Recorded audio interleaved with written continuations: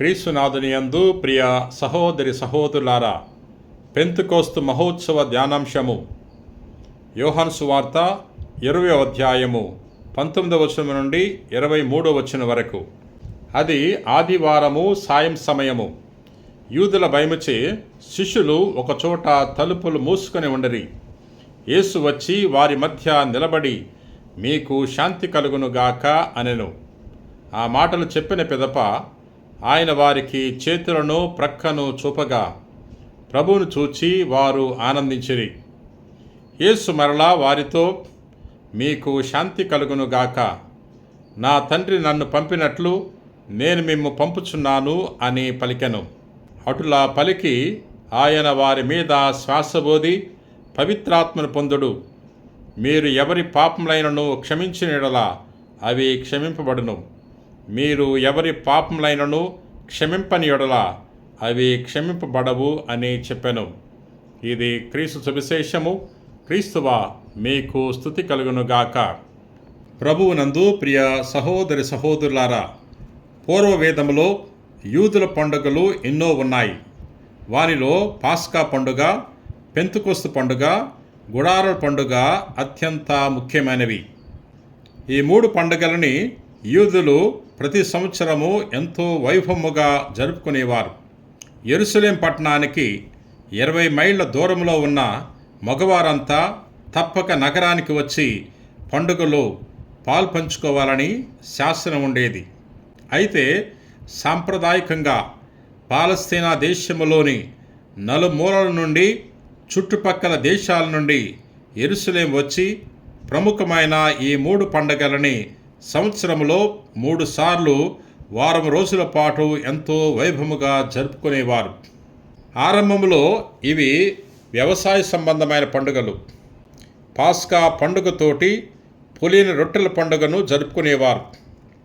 పులియని రొట్టెల పండుగ కోతకాలం ప్రారంభాన్ని సూచిస్తుంది.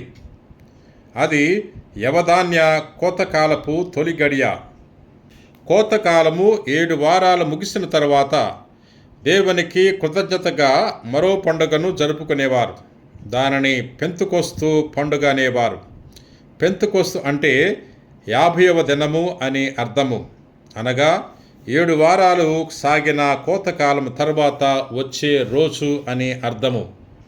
ఈ పండుగ రోజున పండిన గోధుమ పంట ప్రథమ ఫలమును దేవునికి కృతజ్ఞతగా అర్పించేవారు. ఇకపోతే సంవత్సరాంతాన వచ్చేది గుడారాల పండుగ. అనగా పొలాల్లో గుడారాలు వేసి పంట రక్షణకై రాత్రింబవాళ్ళు కాపలా కాసి, ఇప్పుడు పంటనంతా ఇండ్లకు చేర్చిన తర్వాత దేవునికి కృతజ్ఞతగా జరుపుకునే పండుగ. ప్రియ సహోదరి సహోదరులారా, కాలక్రమేణా యూదుల వ్యవసాయ సంబంధమైన ఈ 3 పండుగల్ని తమ రక్షణ చరిత్రకు వర్తించేలా చేశారు. అనగా పాస్కా పండుగతో పులియని రొట్టెల పండుగను ఇజ్రాయేలీ ప్రజల ఐగుప్తు దాస విముక్తిని సూచించే పండుగగా పరిగణింప మొదలుపెట్టారు. పులియని రొట్టెల పండుగ తర్వాత 50 రోజులకు పెంతెకోస్తు పండుగను జరుపుకునేవారు. ఇజ్రాయేలీ ప్రజలు ఐగుప్తు దేశాన్ని నుండి తరలి వచ్చిన తర్వాత దాదాపు 50 రోజులకు సీనాయి పర్వతం వద్ద యావే ప్రభు మోషేకు 10 ఆజ్ఞలు ఇచ్చారు.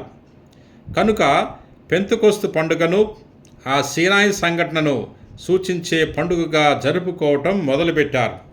ఇకపోతే గుడారాల పండుగను ప్రజలు పాలస్తీనా దేశము చేరకముందు గుడారాల్లో నివసిస్తూ ఎడారిలో సంచరించిన కాలాన్ని సూచించే పండుగగా జరుపుకోవటం ఆరంభించారు. ఈ విధముగా ఒకప్పుడు వ్యవసాయ సంబంధమైన ఈ 3 పండుగలు కాలక్రమేణా రక్షణ చరిత్రలో 3 ప్రముఖమైన సంఘటనలకు పరిమితమయ్యాయి. ప్రియ సహోదరి సహోదరులారా, పూర్వవేదంలో పెంతెకోస్తు పండుగ సీనాయి పర్వతం వద్ద యావే ప్రభువు మోషేకు తన చట్టాన్ని ఇచ్చిన సంఘటనను సూచిస్తుంది. అదే పండుగ రోజున ఇప్పుడు నూతన వేదములో పవిత్రాత్మ ప్రజలపై దిగి వచ్చాడని పరిశుద్ధ గ్రంథము తెలియచేస్తుంది. అనగా నూతన వేదములో పెంతెకోస్తు పండుగ పవిత్రాత్మ రాకను సూచిస్తుంది. అది పాస్కా పండుగ ముగిసిన తర్వాత 50 రోజులకు జరిగింది. పెంతెకోస్తు పండుగ దినం వచ్చినప్పుడు వారందరూ ఒకచోట కూడియుండిరి. అప్పుడు వేగముగా వీచు బలమైన గాలి వంటి ఒక ధ్వని ఆకాశము నుండి అకస్మాత్తుగా వారు కూర్చుండి ఉండిన ఇల్లంతయు నిండెను. అప్పుడు అగ్ని జ్వాలలు నాలుకల వలె వ్యాపించి అక్కడ ఉన్న ఒక్కొక్కరిపై నిలుచుట వారికి కనబడెను. వారందరూ పవిత్రాత్మతో నింపబడిరి. అప్పుడే పవిత్రాత్మ వారికి శక్తిని అనుగ్రహించిన కొలది వారు అన్య భాషల్లో మాట్లాడసాగిరి. అపోస్తుల కార్యాలు 2వ అధ్యాయము 1వ వచనం నుండి 4వ వచనం వరకు. అగ్ని దేవునికి చిహ్నము. సీనాయి పర్వతం వద్ద ప్రజలు దేవుణ్ణి సమీపింపలేకపోయారు. మోషే మధ్యవర్తిగా నిలబడి ఉన్నాడు. నూతన వేదములో పవిత్రాత్మ అపోస్తలులపై అగ్ని రూపములో విచ్చేసి వారికి శక్తిని వసగింది. సీనాయి పర్వతం వద్ద ఇజ్రాయేలీ ప్రజలు దైవ ప్రజలై తమ జీవితానికి దేవుని చట్టాన్ని పొందారు. అపోస్తలులు ఇప్పుడు పవిత్రాత్మచే జ్ఞానస్నానం పొందారు. యోర్దాన్ నదీ తీరాన యోహాను ప్రజలనుద్దేశించి, నేను నీటితో తపోస్నానమును ఇచ్చుచున్నాను, కానీ నాకంటే అధికుడు ఒకడు రానున్నాడు. నేను ఆయన పాదరక్షకుల వారును ఇప్పుటికైనను యోగ్యుడిన కాను. ఆయన మేము పవిత్రాత్మతోనూ అగ్నితోనూ స్నానము చేయించును అని పలికాడు. లూకాసు వార్త 3వ అధ్యాయము 16వ వచనము. పెంతెకోస్తు పండుగ నాడు యూదులు యూద మతములో చేరిన వారు పాలస్తీనా దేశము నలుమూల నుండి ఇతర దేశాల నుండి ఎంతోమంది యెరూషలేము నగరము వచ్చి ఉన్నారు. పవిత్రాత్మ రాకచే కలిగిన భయంకర శబ్దం వినగానే పండుగకు వచ్చిన ఆ జనసమూహము అచ్చట గుమిగూడింది. ఇట్లు మాట్లాడుచున్న వీరందరూ గలిలయులు కారా? ఇది ఏమి? వీరు మాట్లాడినది మనందరము మన సొంత భాషలో వినుచున్నామే.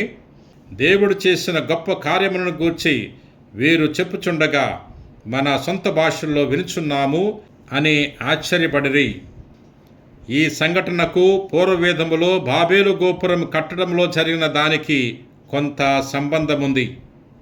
ఒకానొకప్పుడు భూమి మీద జనులందరూ ఒక భాషనే మాట్లాడిరి. ఆ భాషలోని మాటలను ఒక తీరుగానే ఉండేటివి అని పరిశుద్ధ గ్రంథము తెలియచేస్తుంది. ఆదికాండము 11వ అధ్యాయము 1వ వచనము. అప్పుడు ప్రజలు గర్వించే ఒక పెద్ద గోపురాన్ని నిర్మింప మొదలుపెట్టారట. 2 మనము ఒక పట్టణమును నిర్మించి ఆకాశమునంటూ గోపురమును కట్టుదము. ఇట్లు చేసిన మనకు పేరు వచ్చును. మనము భూమి అందంతటా చెల్లా చెదురు అవటానికి ఆస్కారం ఉండదు అని వారు అనుకున్నారు. ఆదికాండము 11వ అధ్యాయము 4వ వచనము. ఇది గాంచిన దేవుడు వారిపై మండిపడి వారిని నేల 4 చెరగలకు చెదరగొట్టదలిచాడు. అక్కడ దేవుడు ప్రపంచమునందలి ప్రజలందరూ మాట్లాడు భాషను తారుమారు చేసెను. కావున దానికి బాబేలు అనగా తారుమారు చేయుట అను పేరు వచ్చెను. అక్కడ నుండియే నేల 4 వైపులకు దేవుడు మానవులను చెదరగొట్టెను. పాపము ప్రజలను చెల్లాచెదురు చేసి ఒకరినొకరు అర్థం చేసుకోకుండా చేసింది. ఇప్పుడు పవిత్రాత్మ వారిని ఏకం చేసి అన్య భాషలు మాట్లాడినట్లు అర్థం చేసుకున్నట్లు చేస్తుంది. ఎన్నో దేశాల నుండి యెరూషలేము వచ్చిన ప్రజలు అచ్చట గుమిగూడారు. ఈ సంఘటన సాధారణమైన స్త్రీ సభ స్వభావాన్ని సూచిస్తుంది. ముందు పవిత్రాత్మ అన్ని జాతుల నుండి దేశాల నుండి ప్రజలను స్త్రీ సభలోనికి ఆకర్షిస్తుంది. ప్రియ సహోదరి సహోదరులారా, క్రీస్తు తన భౌతిక జీవితాన్ని ముగించి ఈ లోకాన్ని వీడి వెళ్ళిపోయారు. అయితే అగోచరంగా స్త్రీ సభలో నుండి లోకాంత్యం వరకు ప్రజలకు సహకరింపదలిచారు.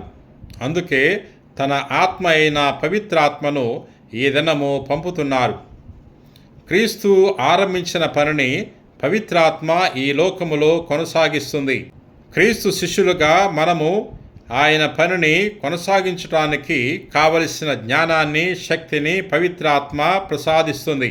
చెల్లాచెదరైన మానవులను పవిత్రాత్మ ఏక కుటుంబంగా తీర్చిదిద్దుతుంది. శరీరంతో పోల్చబడిన శ్రీసభకు పవిత్రాత్మ ఆత్మ వంటిది. ఆత్మ లేని శరీరము నిర్జీవమైనట్లే పవిత్రాత్మ లేనిచో శ్రీసభ జీవోత్సవములా ఉంటుంది. మన వ్యక్తిగత జీవితంలో కూడా పవిత్రాత్మ ప్రేరణ లేనిచో అది నిర్జీవమే. పవిత్రాత్మ మనలను అనుదినము ఏక కుటుంబముగా ఏక శరీరంగా సమకూరుస్తూ తీర్చిదిద్దుతూ పవిత్రపరుస్తూ యేసుక్రీస్తు శిష్యులంతా ఆయన పనిని చేపట్టేటట్లు చేయాలి. పవిత్రాత్మ మన యందు వాసము చేయుచు క్రీస్తు సందేశాన్ని అవగాహన చేసుకోవటానికి, జీర్ణం చేసుకోవటానికి మనకు సహకరిస్తూ ఈ లోకములో ఆయనకు సాక్షులుగా నిలబడి బోధించటానికి శక్తి నసుగుతుంది. మనలోని ఒక్కొక్కరికి ఒక ప్రత్యేకమైన వరం ఉండవచ్చు.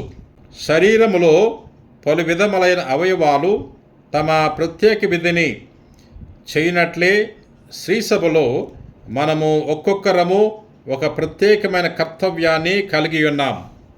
ఆ కర్తవ్యాన్ని నెరవేర్చడానికి ఒక ప్రత్యేకమైన వరము కూడా ఉంది. ఆధ్యాత్మికమైన వరములు అనేకములు కలవు. వానిని వసగు ఆత్మ ఒక్కడే. అందరి మేలు కొరకై ఒక్కొక్కనికి ఆత్మ ప్రత్యక్షత అనుగ్రహించబడినది. ఒకే ఆత్మ ఒకనికి వివేకపూర్వకమగు వాక్కును, మరొకనికి విజ్ఞానపూర్వకమగు వాక్కును వసగుచున్నది. ఒకే ఆత్మ ఒకనికి విశ్వాసము, మరొకనికి స్వస్థతపరచు శక్తిని ఇచ్చుచున్నది. కానీ వీనన్నిటినీ చేయు ఆత్మ ఒక్కటే. తమ ఇష్టమును అనుసరించి ఒక్కొక్కనికి ఒక్కొక్క వరము ఆయన వసగుచున్నాడు. మనలోని ఆత్మవరాన్ని దైవరాజ్య వ్యాపకానికై ఉపయోగించాలి. ఇతరుల్లో ఉన్న ఆత్మవరములను మనము గుర్తించి వారితో ఏక మనస్సు, ఏక హృదయము కలిగి ఏక కుటుంబంగా జీవిస్తూ శ్రీసభ వ్యాపకానికి కృషి చేయాలి. ప్రియ సహోదరి సహోదరులారా, ప్రార్థన చేసుకుందాం.